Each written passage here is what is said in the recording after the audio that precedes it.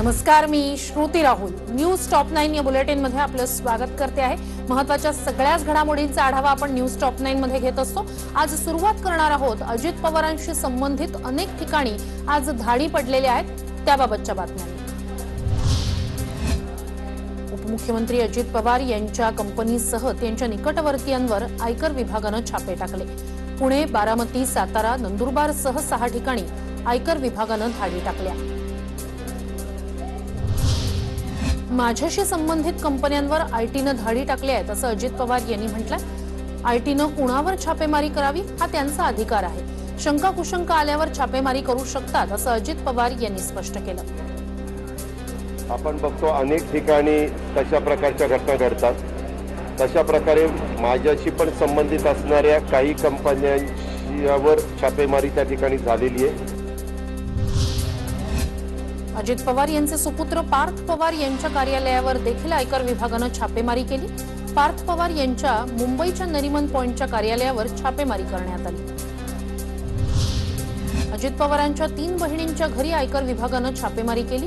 विजया पाटील यांच्या कोल्हापुरातल्या मुक्ता पब्लिकेशन हाऊसवर छापेमारी झाली, तर पुण्यातील बहीण डॉक्टर रजनी इंदुलकर यांच्या निवासस्थानी छापेमारी करत कॉम्प्युटर आणि काही कागदपत्र जप्त केली.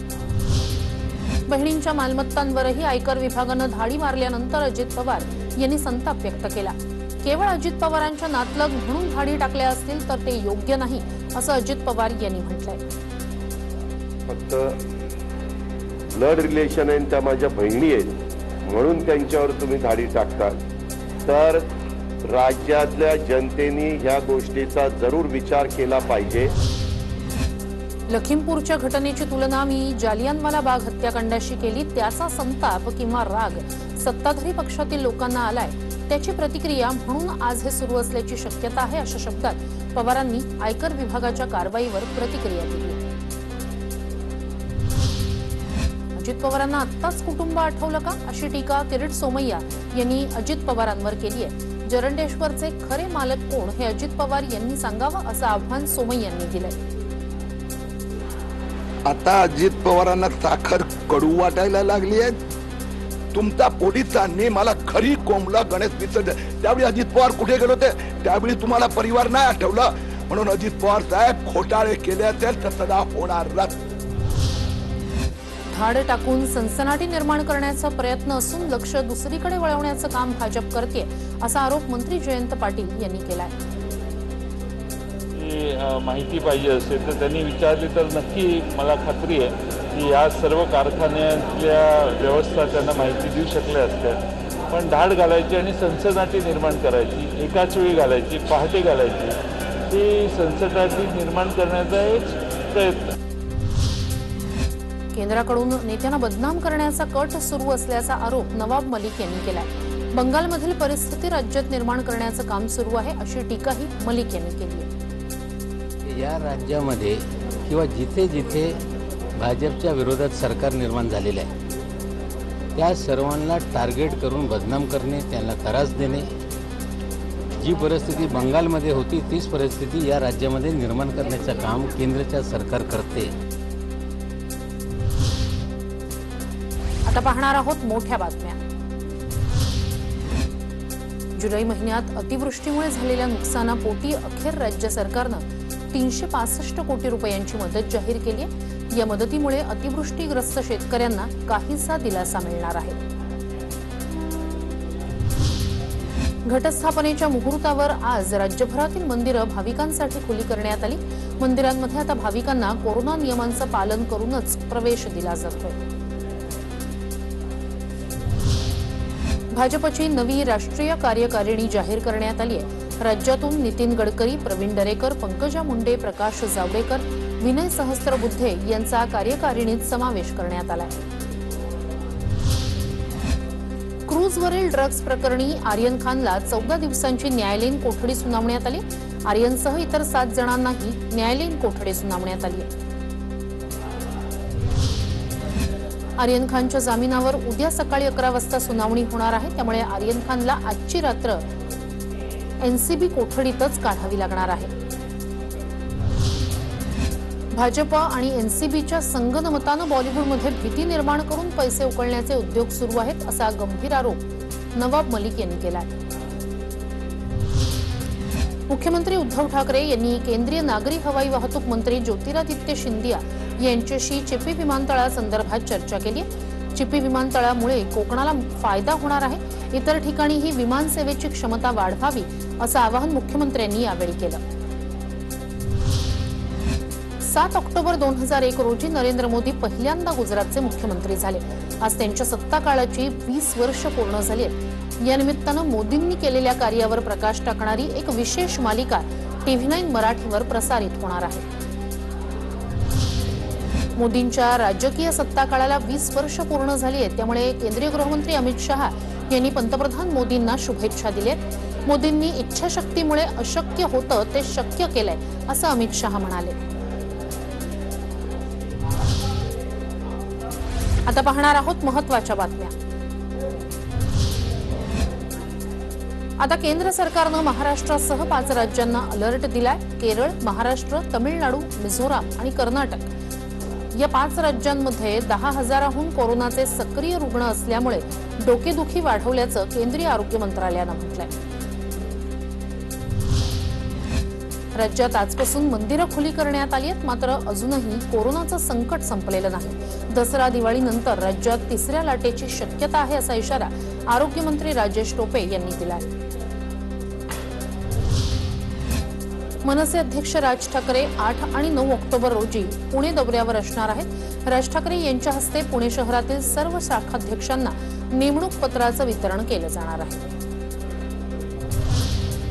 लखीमपूर घटनेच्या निषेधार्थ 11 ऑक्टोबरला राज्य बंदचा निर्णय आघाडी सरकारनं घेतलाय.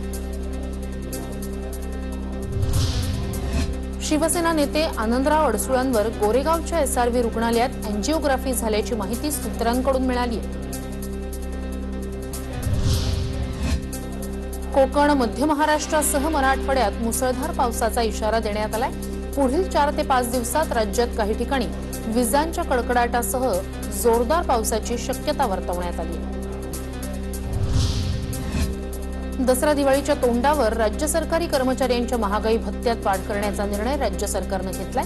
महागाई भत्त्यात तब्बल 11% वाढ करण्याचा निर्णय घेतला गेलाय. कोल्हापुरातील अंबाबाई मंदिरात बॉम्ब ठेवल्याचा निनावी फोन आला होता. पोलिसांसह बॉम्ब शोधक पथकानं तपासणी केली. त्यात काहीही आढळलेलं नाही. तो एक फेक कॉल होता अशी माहिती पोलीस अधीक्षकांनी दिली आहे. महाडमधील तळीये दरडग्रस्तांना 600 चौरस फुटांची घरं मिळणार आहेत. गृहनिर्माण मंत्री जितेंद्र आव्हाड यांच्यासोबत झालेल्या बैठकीत हा निर्णय घेण्यात आला. आणि न्यूज टॉप 9 मध्ये आता पाहूया महत्त्वाच्या राजकीय घडामोडी. मंत्री अशोक चव्हाण यांनी मुख्यमंत्र्यांचं तोंड भरून कौतुक केलंय. वाघाला नीट वागवलं तर उत्तम, पण त्याची शेपटी ओढण्याचा प्रयत्न केला तर वाघ चावल्याशिवाय राहणार नाही. या शब्दात अशोक चव्हाण यांनी कौतुक केलंय. जोपर्यंत तुम्ही वाघाला नीट वागवता तुम्ही वाघ बरोबर आहे. तुम्ही शेपटी ओढायचा प्रयत्न केला तर वाघ चावल्याशिवाय राहणार नाही. पर्यावरण मंत्री आदित्य ठाकरे यांच्या संकल्पनेतील मुंबईत पवई तलाव परिसरातील सायकल ट्रॅकला भाजपनं विरोध केलाय. पवई तलावाचा गळा घोटू नका अशा आशयाचं पत्र भाजप खासदार मनोज कोटक यांनी पालिका आयुक्तांना दिलंय. जिल्हा परिषद पोटनिवडणुकीचा निकाल लागलेला आहे. त्यानंतर आज लगेच आयकर विभागाचे छापे पडलेत. त्यामुळे कालचा निकाल आणि आजच्या छाप्यांचा काही संबंध आहे का हे पाहावं लागेल असं रोहित पवार म्हणाले. इन्कम टॅक्स आणि ईडी या स्वायत्त संस्थांना आपलं काम करण्याचा अधिकार आहे, पण फक्त त्रास देण्याच्या हेतूनं हे सगळं सुरू आहे अशी टीका उद्योगमंत्री सुभाष देसाई यांनी केली आहे. ठराविक लोकांवर धाडी टाकायच्या, त्यांना ब्लॅकमेल करायचं आणि आपल्या पक्षात सामील करून घ्यायचं हे भाजपचे धंदे सुरू आहेत अशी टीका राजू शेट्टी यांनी केली आहे. दादरा नगर हवेलीचे स्वर्गीय खासदार मोहन डेलकर यांच्या कुटुंबियांनी शिवसेनेत प्रवेश केलाय. मोहन डेलकर यांच्या पत्नी कलाबेन आणि मुलगा अभिनव यांना मुख्यमंत्री उद्धव ठाकरे यांच्या हस्ते शिवसेनेत शिवबंधन बांधून प्रवेश केला।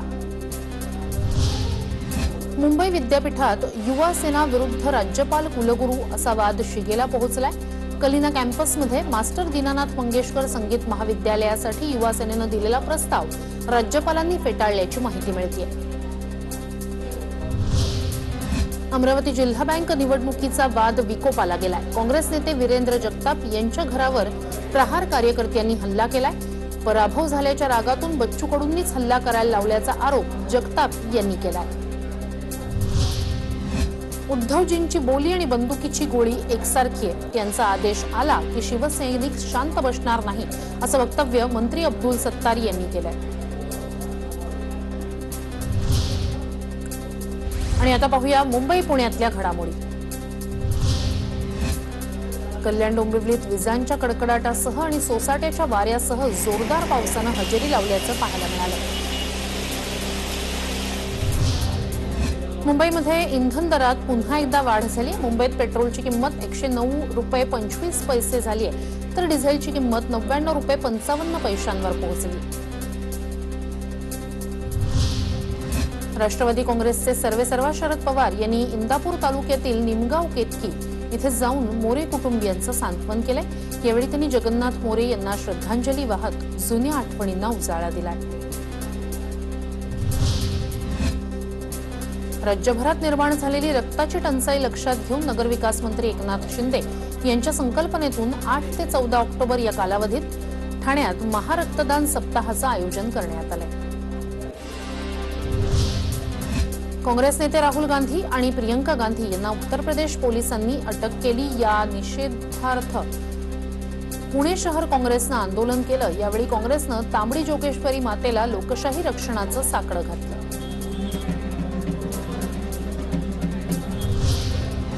बदलापूरच्या उल्हास नदीला येणाऱ्या पुराच्या पार्श्वभूमीवर पाटबंधारे विभागानं नवी पूर नियंत्रण रेषा जाहीर केली आहे। आता ही पूर नियंत्रण रेषा नदीपासून 300 मीटरपर्यंतच ठेवण्याचे निर्देश नगरविकास विभागानं दिलेत।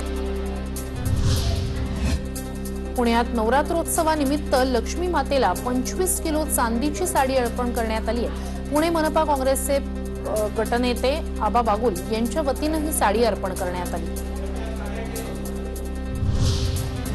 अंबरनाथमध्ये एका रिक्षा चालकानं लकी एंटरप्राइजेस या दुकानाच्या बाहेर ठेवलेला 15 किलोचा तेलाचा डबा चोरलाय। ही घटना सीसीटीव्हीत कैद झाली आहे। व्यावसायिक वापराच्या सिलेंडरमधून गॅसची चोरी करून तो रिकाम्या सिलेंडरमध्ये भरून विकणाऱ्या दोघांना पिंपरी चिंचवडच्या सांगवी पोलिसांनी अटक केली आहे।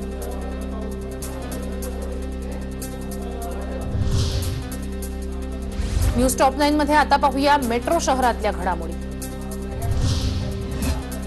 नागपूर जिल्हा परिषद आणि पंचायत समितीतील यशामुळे काँग्रेस नेते आणि कार्यकर्त्यांमध्ये उत्साह संचारलाय। 15 वर्षांपासून भाजपची सत्ता असलेली नागपूर महापालिका काबीज करण्याचा चंग काँग्रेसनं बांधलाय।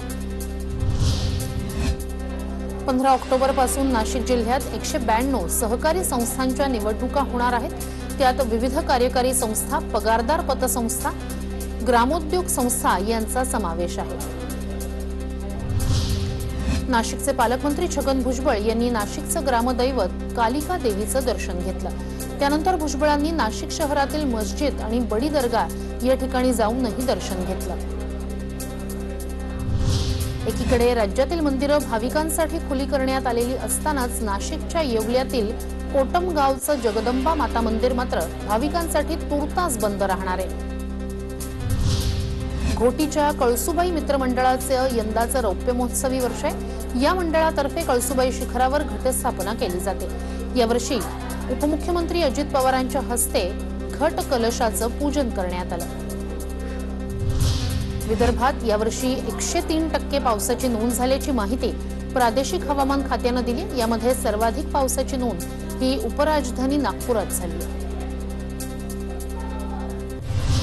नाशिकच्या पाटोदा तालुक्यातील शेतकऱ्याला स्वतःच्याच द्राक्ष बागेवर कुऱ्हाड चालवायची वेळ आली। पावसामुळे झालेल्या नुकसानानं द्राक्षांना भाव मिळत नसल्यानं शेतकऱ्याला हे पाऊल उचलावं लागलं।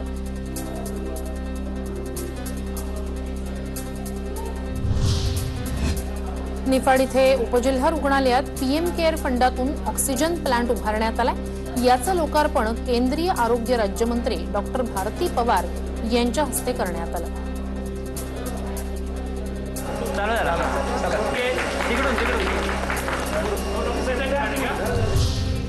नाशिक शहरातील भूमाफियांच्या टोळीचा म्होरक्या फरार रम्मी राजपूतला पोलिसांनी हिमाचल प्रदेशातून अटक केली. त्याने आनंदवली इथल्या वृद्ध भूधारकांच्या खुनाचा नियोजनबद्ध कट आखला होता.